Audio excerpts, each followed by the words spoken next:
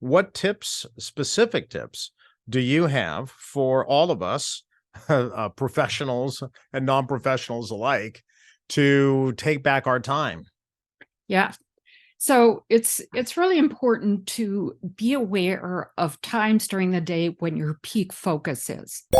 And I find in my research with my colleagues that that focus happens there in peak times, and there's valleys of focus when our focus isn't so strong. Be aware of when your peak focus times are. For most people, it's mid-morning and mid to late afternoon. It corresponds with the ebb and flow of your mental resources, your attentional capacity. Some people are early types. Their peak focus is earlier in the day. Some people are late types. Peak focus is later.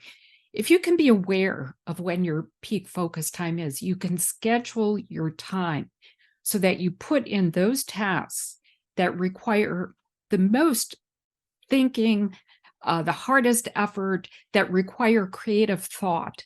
Schedule those during your peak times. And, for goodness sake, don't waste these peak times doing email and certainly not doing social media, right? It's when you're at your best, and utilize that time. And that it's really important to schedule sufficient breaks, meaningful breaks into your day. What gets people exhausted is working straight through without breaks. And I've done this myself. I'm very familiar with it. We all do. We all do. And when you're exhausted, you just cannot perform optimally.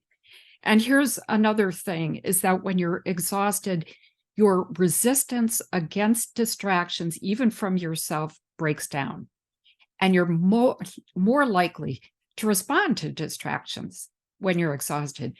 So make sure to take sufficient breaks. And I would say design meaningful breaks into your day. We tend to schedule tasks back to back, right? And especially in our life of remote and hybrid work, we're scheduling Zoom meetings back to back. There's no transition between meetings. There's no chance to actually step back and breathe and replenish. And I think that's a management problem too.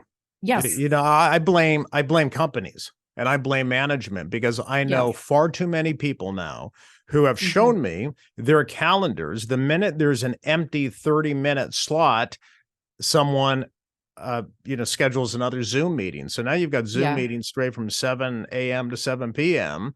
That's not actually productive, and it's not psychologically healthy for anyone.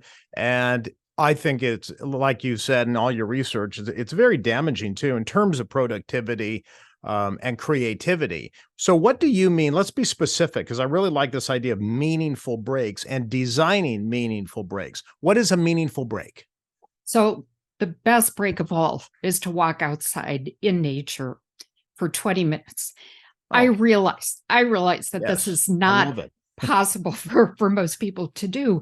But the research shows that 20 minutes outside in nature can significantly de-stress people.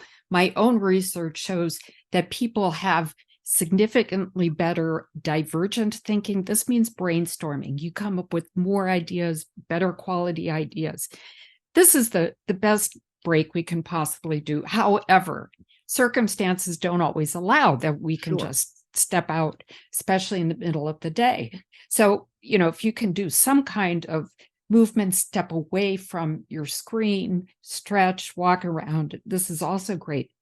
But let me tell you about a technique that many people have done. This is, artists and writers and scientists have done. They do some kind of rote activity. Rote activity, R-O-T-E, rote activity. Yes, okay. Rote activity, something that's very simple, even mindless, that helps them be, it keeps their mind engaged, but it's easy and ideas can incubate in the back of their minds. And let me give you an example. The philosopher Ludwig Wittgenstein, he peeled potatoes for his road activity and said he got his greatest ideas when he did that.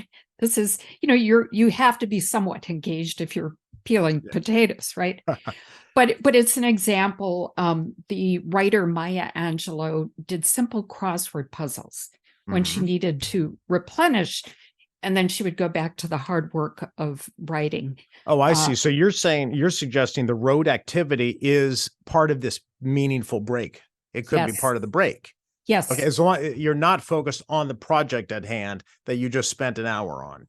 Correct. Okay. That's so part what of I'm saying is that, and one way to do a meaningful break is to do some kind of road activity.